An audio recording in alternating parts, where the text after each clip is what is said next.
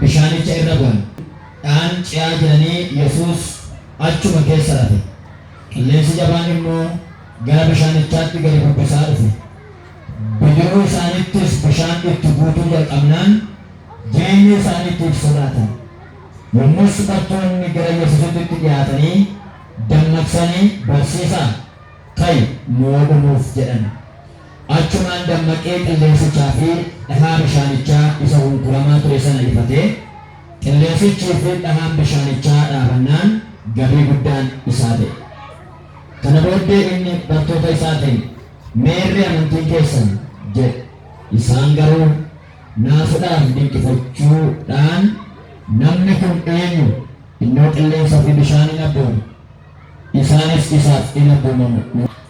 Yesuus dhaqee bishaanitti yommuu beetti kunoo namni mandara sanaa hafuuronni hamoonni keessa turan tokko itti dhufe. Namichi yeroo dheeraadhaaf jalqabee qullaa isaa hin adeeme awwaalota gidduu jiraate. Malees manatti hin galu ture. Inni yeroo Yesuusin arge caraanee fuula isaa durattis lafa dha'ee sagalee guddaadhaan yaa Yesuus ilma Waaqayyoo Abbaa maal anatti qabda? Maaltus ilma koo keessa si buuse? Sin kadhadhaa ana hin dhiphisin jedhe. Kana jechuun isaas hafuurichi hamaan namicha keessaa akka ba'uuf Yesuus waan abboomee tureef yeroo baay'ee hafuurichi hamaan yommuu isa qabu funyoo sibiilaatii fi hidhaa harkaatiin isa hidhanii eeguu utuma yaalanii hidhaa sana ciree humna hafuuricha hamaatiin gara lafa namni hin jirreetti in oofama ture. Sagalee taa'e eebbifamu. Tsalliin barsiisaa kan ta'e hafuurri qulqulluun akka nu barsiisu samiirraa Waaqayyo foddaa samii akka nu saaqu Waaqayyo hafuura qulqulluun natti dubbachaa jira. Qeen namoota baay'ee ni kan lakkaa'e. Haaleluyyaa. Burqaansaa eessaa akka ta'e kan hin beekne ija namoota ilma kee walakkaa keenyatti ulfina laadhu. Waaqayyo hafuura qulqulluu du'a mo'atee kan ka'e fannoo irratti ija keenyaa gatii kan kaffale ana boodarra kan dhufe sin barsiisa gara dhugaatti sin geggeessa jedhamee kan barraa'eef gooftaa hafuura qulqulluu humnaan walakkaa keenya deddeebi'e. Wanti waraannamuun irra jiru maqaa Yesuusin haa waraanna. Yaadni diinaa haa diigamu. Sammuu namootarraa qilleensarraa maqaa gooftaa Yesuusin dhaamu haa calqabu. Ati nu barsiisi. Maqaa gooftaa keenya maqaa Yesuus jedhii nu dhaga'i. Dubbachuu barbaadati namoonni hundiyyuu yaada keessan qalbii keessan gara kootti akka ergistan nan barbaada. Sababni raafamuu naannoo keenyaa maalinni mata duree durrattan dubbachuu barbaada. Sababni raafamuu mana keenyaa naannoo keenyaa jireenya keenyaa maalidha? Yeroo baay'ee jireenya kiristinnaa keessatti namoonni baay'ee isaanii mana Waaqayyoo keessa waggaa hedduu lakkoofsisuu danda'u. Namoonni baay'een mana Waaqayyoo keessa otoo jiraatanuu fooyya'uudhaaf hin danda'u. Garuu akka yaadanitti iddoo galma ga'uudhaaf deeman sana ga'uu hin dandeenye. Namoonni baay'een mana isaanii keessatti nagaa hin qaban sababa isaa garuu hin beekan. Namoonni baay'een xeenaa qaama isaanii fayyaa hin qabu garuu mana hakiimii yeroo dhaqan hin dhokata arguu hin danda'an sababa isaa garuu hin beekan.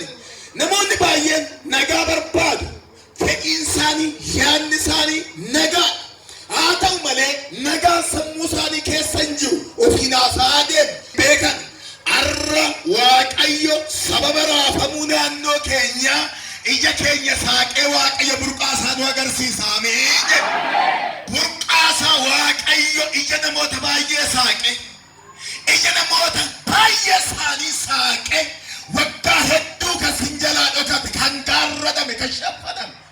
Waaqayyo gooftaan adda irratti Waaqayyo dabarsee isinitti laata. Amiin jedha. Sagalee Waaqayyoo kana keessa iddoon amma obboleessi keenya dubbise macaafa Luqaas boqonnaa 8 lakkoofsa 22 kaastanii hanga 39 kan jiru yoo laallu waan guddaa dhaloota jalaa dhokatee bara dheeraa gergasoon akka baabirra namoonni jiraatan gaaffii baatanii kan jiraachaa turan. Isa kanaaf maal akka ta'e hin beekan waggaa hedduu irra lakkoofsisee guyyaa tokko garuu guyyaa tokko haleluuyaa gooftaa Yesuus gara sana yeroo inni adeemu laalla. Wangeela lallabuudhaaf miti kan inni dhaqee maal akka inni hojjete amma keessa yeroo gallu ni laalla. Waaqayyo gooftaan bara baraan haa eebbifamu.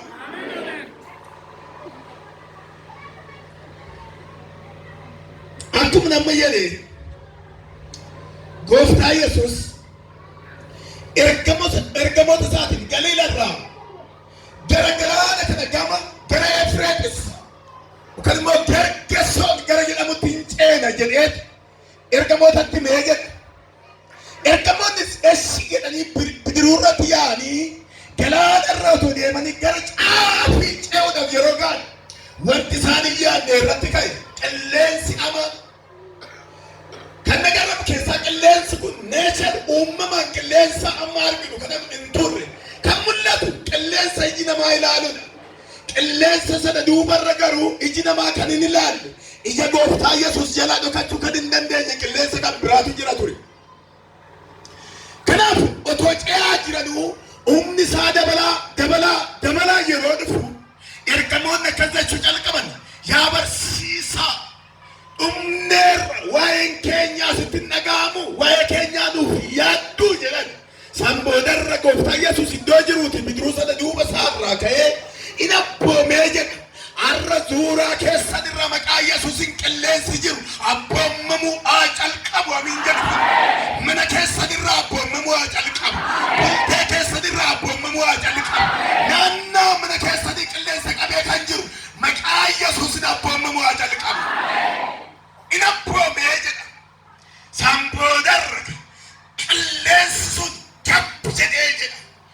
Ergamoon akkas jedhan indee qilleensi kan abboomamuuf eenyudha namni kunii jechuu calqaban. Qilleensi sana duubarra kan jiru waajjira iddoo tokko godhatee waajjira sana keessaa ergaa fudhatee kan ba'u iji namaa kan hin argine ergaa fudhatee kan deemu qaama hafuuraa kan qabu dhala namaatiif diina kan ta'e lubbuu namootaa yeroo hundumaa balleessuurraa duubatti kan hin jenne hafuurri seexanaa jiratu. San boodarra gara Gergesoonitti yeroo ce'an sababni raafamuu qilleensi naannoo keenyaa waan sadiitu jira. Waan sadan kanan sitti mu barbaada. Waan sadiitu jira. Arraa akka hubattan nan barbaada. Manni namoota baay'ee hin fayya. Sammuun namoota baay'ee hin fayya. Agalgaa'onni tokko tokkorree sammuu isaanii boqonnaa hin qabu. Maaliif akka ta'e hin beekan. Hin agalaggamu. Namoonni tokko tokkos akkasuma jaarsoliinis akkasuma. Eessaadatti ta'e wanti kun jedhanii hin beekan burqaasaan mul'atu. Burqaasaa mul'achuu kan danda'u yoo Waaqayyo ija namaa saaqabichaadha. Amiin jedhu furqaa.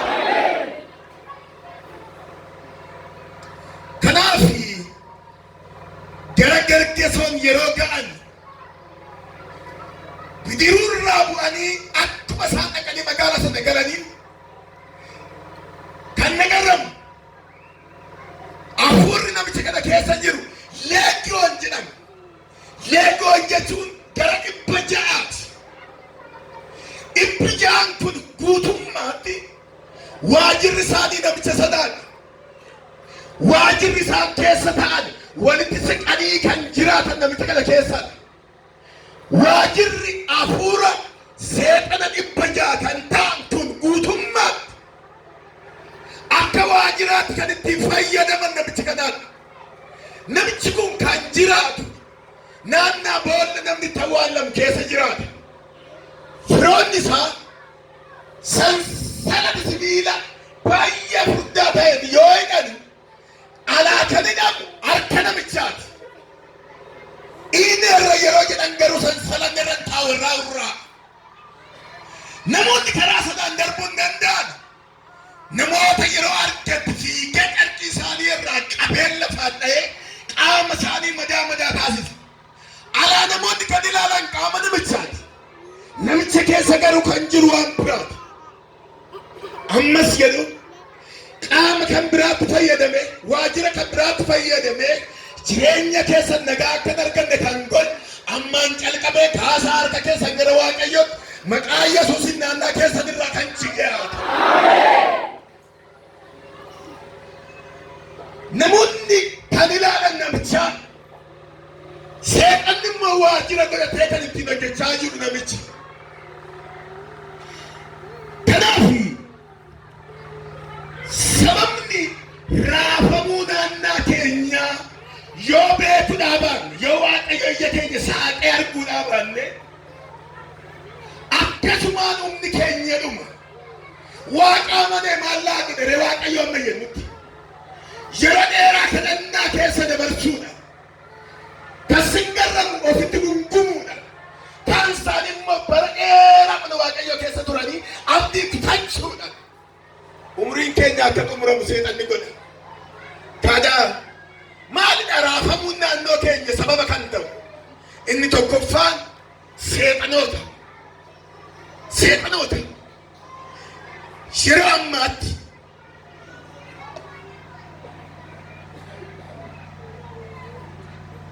namoota yoo ilaaltan namoonni karaarra deeman waan nagaa qabaseeti fakkaata. Sammuun namoota baay'ee hatameera.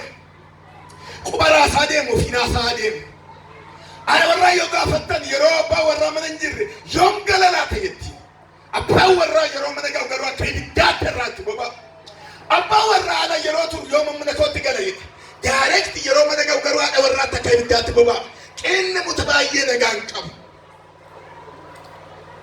Hojjetaa mootummaa baay'ee isaanii iddoo hojjetanitti boqonnaa hin qaban.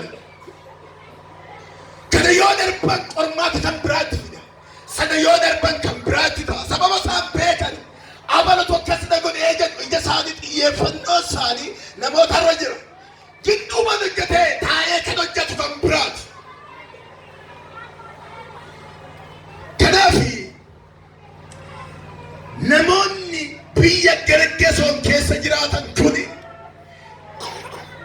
biyya magaalaa Garbaan yookaan immoo bishaan marfamte walakkaadha kan isaan jiraatan. Inqotu eebba argatan dubartiin ulfoofti garaatti baatti harkaa ba'a. Horii akka nama tokko booyyee horsiisu yeroo baay'ee kan nagarramu keessaa booyyoonni isaanirree dhalanii doof kadhan.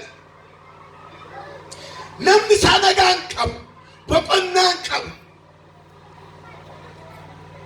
Gergesoon jechaan afaan Giriikii yoo ta'u abaaramaa jechaan. Maqaan itti lafa sanaarree abaaramaa jedhamee beekama sin garrama. Maalidha? Biyyi kun maqaa kanaanirree akka waamamu kan godhe.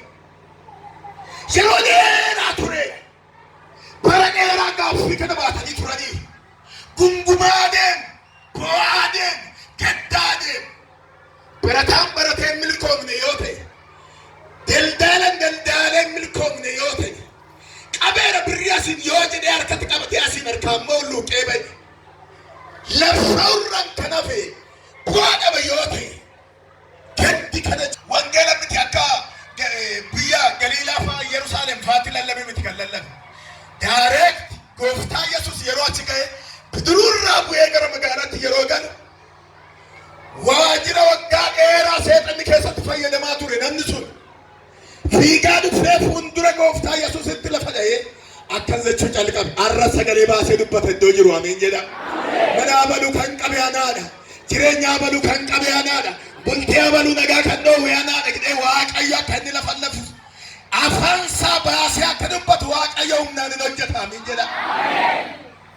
Kan nagarramu isaan booda irra lafa dha'e. Namoonni kan biraa qabuu hin danda'an. Sansalataan hidhuu hin danda'an. Eenyumtuu karaa sana darbuu hin danda'u. Humna qabeessa kan ta'e, aangoo qabeessa kan ta'e. Gooftaa Yesuus, haleluuyaa. Har'a faanni isaa karaa mana keessanii haa darbu amiin. Karaa jireenya keessanii haa darbu amiin.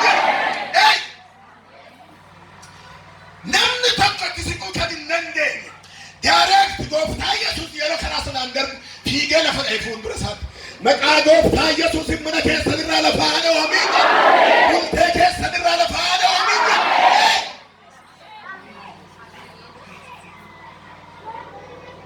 Ilma Waaqayyoo ta'uu kennan beeka. Na rakkisuu dhuftee maaloo na rakkisin na dhibbisin Yesuus. Yesuus jechuu calqabe. Abaarsa biyya sanaaf kan ta'e waajjira godhatee seexanni dhibbi ja'an kun kan itti fayyadamaa jiru namicha sanaadha. Yeroo tokko tokko nuti hin beekne ollaa keenya namoonni nagaa yeroo nu dhabsiisan jibbi keenya namicha irra ta'a. Din waajjira ta'eeti. Ara waan tokko nan jedha. Yeroo dheeraadhaaf waajjira ta'ee magaalaa kana keessatti kan hojjechaa ture. Arraan calqabee harki Waaqayyoo irratti hin diriiraamee jedhu. Qonqolaadhaan isaa ta'u, digimtiin isaa ta'u, mo'artiin isaa ta'u, maalumaan haa ta'u sagalee kana dubbanneerra. Harki Waaqayyoo inni samaayee irratti hin diriiraamee jedha. Diinagdee namoota baay'ee kan nyaate, nagaa namoota baay'ee kan qabe, bultee namoota baay'ee boqonnaa kan dhoowwe. Nan dubbadha maqaa gooftaa Yesuusin. Inni hundumaa danda'u Waaqayyo sagalee kanaan duubarra hin hojjetu. Harki Waaqayyoo irratti diriireera.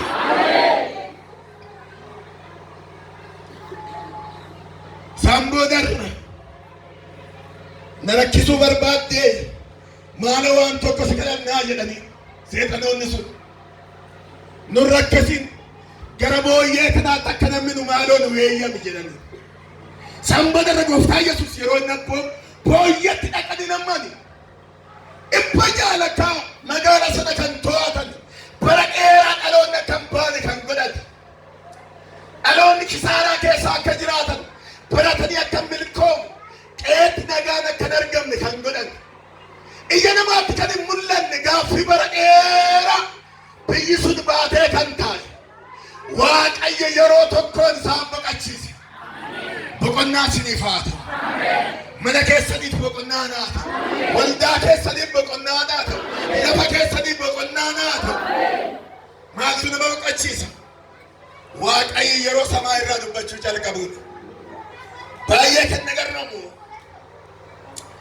Macaafa moototaa boqonnaa 19 lakkoofsa 1 kaastanii hanga 3tti dubartii haadha manaa Aki'aab Elzaabeel kan jedhamtutu jira.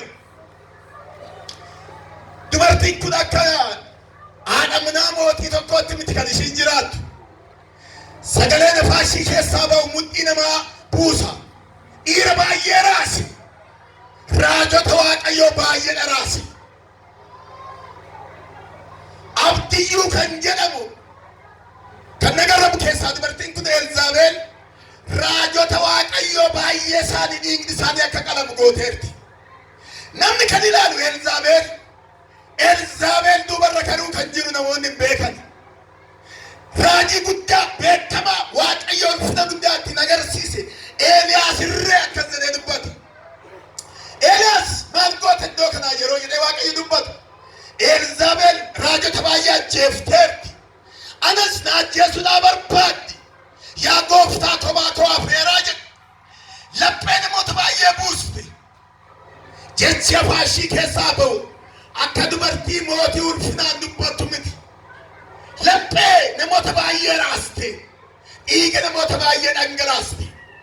Namuteerraa qabee harka ishii keessatti dhiigni namoota baay'ee dhangala'eera. Namoonni garuu hin beekan ishii dhaga'e.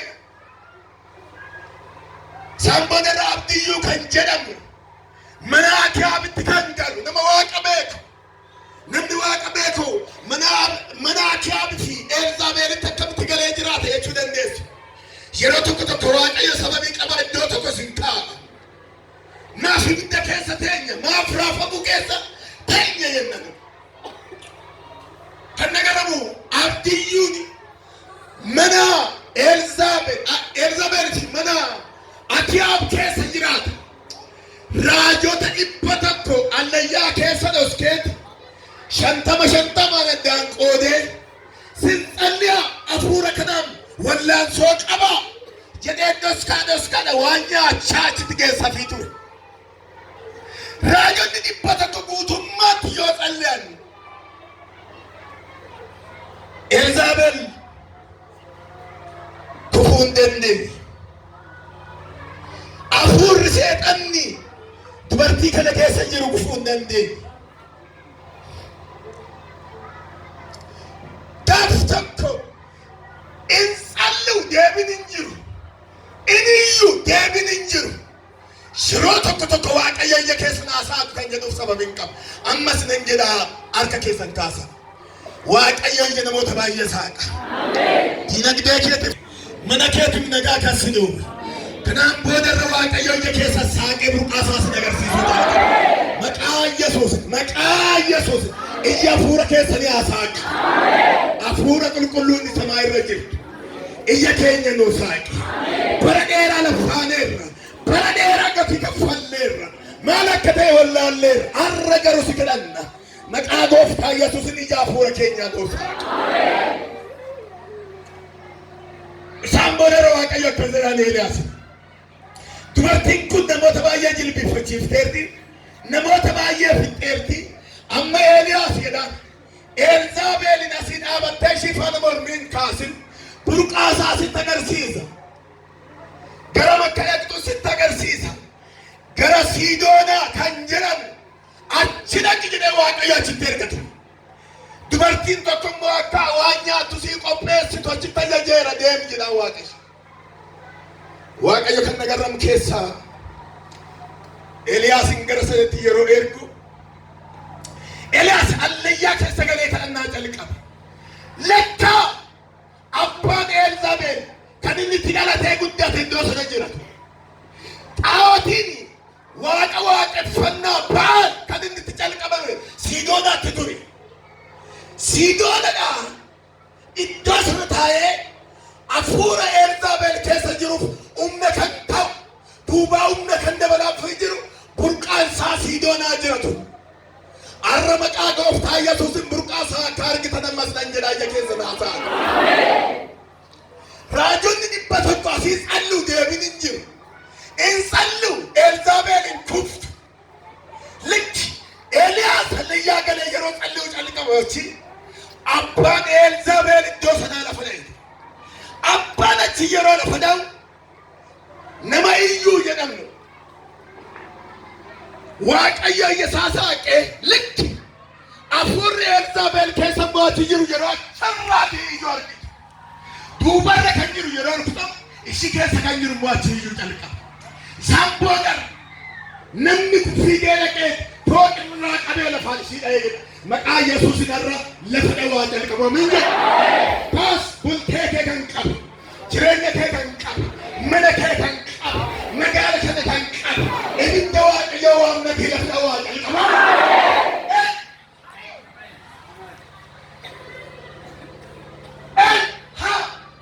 hallelujah amen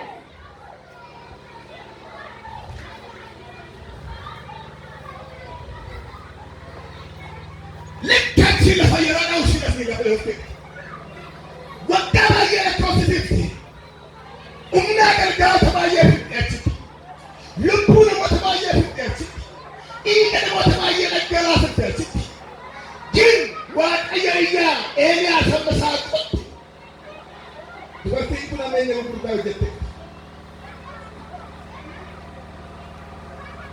Jerkesoon waajjira sana keessatti kan ta'u seetan amma gooftaa Yesuus dhabutti namoota baay'ee gaaffii jireenya isaa irratti uume gaaffii baateen deebitu warra kan waaqayyo deebisii fideera ammayya gunguma boo'aa gaddaa dhufteen baatu leenci Yihuudaa Yesuus irra ija keessaa qeera ammayya kaas ollaa kee kasi jibbee jiru irraa ija kee kaas abalu kan irratti hojjete kan jedhu irraa ija kee duubarra burqaasaa ilaali duubarra waaqayyo ija keessa naasaa qoomii nama raafamuu qilleensa naannoo keenyatiif inni tokkoffaan maalidha jenna seexana jedhame seexanaa jedha yeroo tokko immoo hojii ergamoota boqonnaa 16 irratti Phaawulos Sillaas gara magaalaa Filiphos Kiristoos yeroo galan seexanni kan itti fayyadamu dubarri tokko kaasete namoota baay'eedha galii galchaa turteedha. Akka keessa hin barbaadu.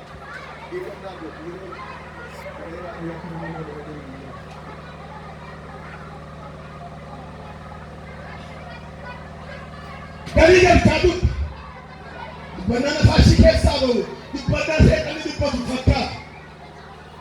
Jareen kun garboota Waaqayyooti warra sagalee Waaqayyoo dubbataniidha kan ishiin jettu. Giri dubartii kana waan gaarii dubbatte kana duubarra kan jiru Phaawulos maal akka inni ta'e argina. Phaawulos tokkoon jedhee ilaalee jedha har'a ija keessa nammas nan jedha Waaqayyoo hassaa. Tokkoon jedhee ilaalee dubartii kana waajjira maaltota keessa ishiin jiru waggaa argee boodarra maqaa gooftaa maqaa Yesuusin lafa dhayyachuu calqa. Sammuu kana samaayii keessaa lafatu firin jette.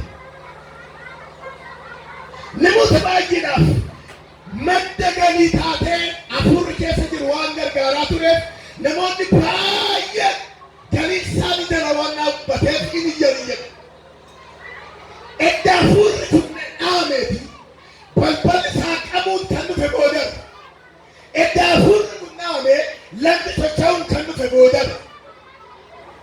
Edda hafuurri kun dhaamee lubbuun namoota baay'ee harka isaanii gara Waaqayyootti kaasuu kan dhufe boodara. Utuu hafuurri sun dhaamuudhaa baate minaanfa namoonni amanuu dhiisuu danda'u. Balbaloonni saaqamuu dhiisuu danda'u. Hojjaa barbaadee hojjaa dhabeera achiis asiis balballi cufaadha. Sababi isaa garuu hin beeku. Namni agada akkuma namoota kamiiyyuudhaaf akka darbuun barbaade. Garuu kana hundumaan kisaaraan natti dhufa sababa isaa hin beeku. Mindaa akkuma nama kamiirree na fuudha kiisii keessan kaa'a manan kaa'a. Karaa inni ba'u garuu nabi. Na dhukkuba munaafiqni yoo dhaqa garuu dhibeen kun beekamu. Waajjira nan dhaqa nan hojjeta sa'aatii kiyya eegeen hojjeta. Garuu gaafatamoonni koo akka ibiddaatti na ta'an sababi isaa garuu hin beekamu. Nana garaggala tajaajilli koo hidhamaadha sababa isaa garuu hin beeku. Har'a garuu Waaqayyo ija keessa saaqee raameen jira. Ija keessa saaqee. Samboodara Phaawulos yeroo ishii keessaa ifatu balballi saaqame jedha. Namoonni wangeelatti amananii jedha. Lagni raafamee jedha. Namuu naannoo keenyaa fi jireenya keenya zuura irratti ka'u inni lammaffaan cubbuun nuti hojjenne yoo jireenya keenya faana jiraatedha. Cubbuun marziidha. Qullubbii adii tokkooshis nyaadha, baayisaas nyaadha, xiraansaas xiraadha. Cubbuun magaalli hin qabu.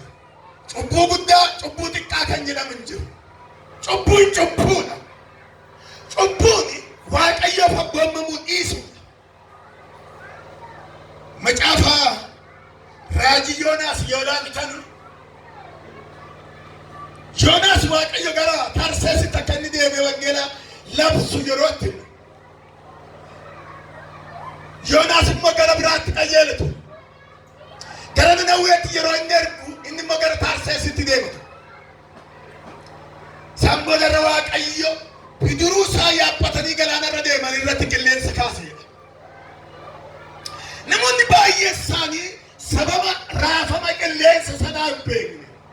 Namni tokko hin beekne. Qodaa markabarraa yookaan immoo bidiruu irra jiru gara bishaanitti gadi guuran baay'ee isaanii.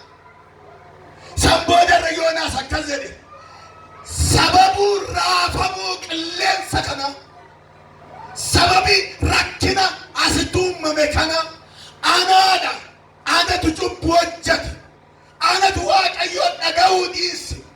Kanaaf anaan gara garba bishaanitti yoo na darbattanii raafamuun naannaa keessanii isin irraa dhaabataa jedhe. Na darbadhaa sababa kiyyaan namoonni hundi raafamuun qabani.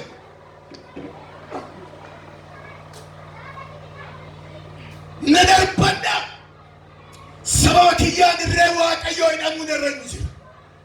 Na darbadhaa sababa kiyyaan namoonni baay'een miidhamuun irra hin jiru. Anaadha sababni isaa waaqayyo natti dubbateen abboommamuu didee arra jireenya koonaaf saaxila waaqayyo fuuldura na darbadhaa gara garba bishaanitti jedhe. Cubbuun ganamas akkuma sagalee waaqayyo irraa dhageen marziidha. Waaqayyo cubbamaadha jaalata malee cubbuun jaalatu waaqayyo. Namoota baay'ee isaanii cubbuun gatii isaan kaffalchiisaa jira. Otoo waaqa beeknu, otoo ajajallu, otoo hoggannu, otoo waaqeffannu, waaqni nun argu jennee kan nuti raawwannu, kan nuti goonu, gatii isaa otoo nun kaffalchiisin hin dabarsu waaqayyo. Sababni raafamuu gisee baay'ee naannoo keenya irratti ka'u, sababni isaa inni lammaffaan cubbuu dhokataa nuti gooneedha. Arra gargar akka baafattanii hin barbaadu. Sababa raafamuu karaa seexanaa dhufe ofirraa baasuu kan dandeenyu humna gooftaa Yesuusin xallinee ofirraa ifachuudha. Raafamni karaa cubbuu nutti dhufe garuu Yesuus sim jettanii isinirraa fagaachuu hin danda'u. Waan xalliitaniif isinirraa fagaachuu hin danda'u. Qorichi isaa tokkoof tokkodha. Waaqayyoon haadha yakkamaan hin fuudhin jennaan gubboo fuudheera. Hin sagaagalin jennaan darbee sagaagaleera. Hin hatin jennaan darbee hateera. Waaqayyo sagalee keef abboomamuu hin dandeenye. Anaadha ati sirriidha yaa waaqayyo inni. Waaqayyo beekamtii laannee gaddeebinee yoo qalbii keenya jijjiirranne bichaadha. Waan tokko sin jedha qulqulloota saba waaqayyo. Bara irra jiru bara dhumaati. Bara dhumaati. Bara dhumaa kana keessa, bara amma caatirra geenye kana keessa cubbuun keenya qabee waaqayyo irraa akka nun fageessine. Sammuun keenya boqonnaa qabee, irriiba qabee, otoo canna qabnu waaqayyo irraa adda nu baasee gahanna bifa akka nun qopheessine. Anaadha yaa waaqayyo jettanii fuula waaqayyootti qalbii akka jijjiirrannu nan barbaada. Waaqayyo nu haa gargaaru. Agalagaa'oota ana faanan jedha suuraa kanarra kan jirtan faarfattoota jaarsolii waldaa qulqulloota har'a waaqayyo waafuu sagalee kana fidi. Ganamas waaqayyo kan nuti dubbatu kanaadha. Harreen golabbaa ishii beekti. Sabni koo garuu na wallaaleera. Barri waaqayyoon itti wallaalle yoo jiraate otoo waaqeffannu, otoo lallabnu, otoo sagalee waaqayyoo dhageenyu, ilmi biyya lafaa caalarra mana waaqayyoo keessatti kan baay'ate inni dhumaa bara kanaadha. Waaqayyo gooftaan araara nu amaaru.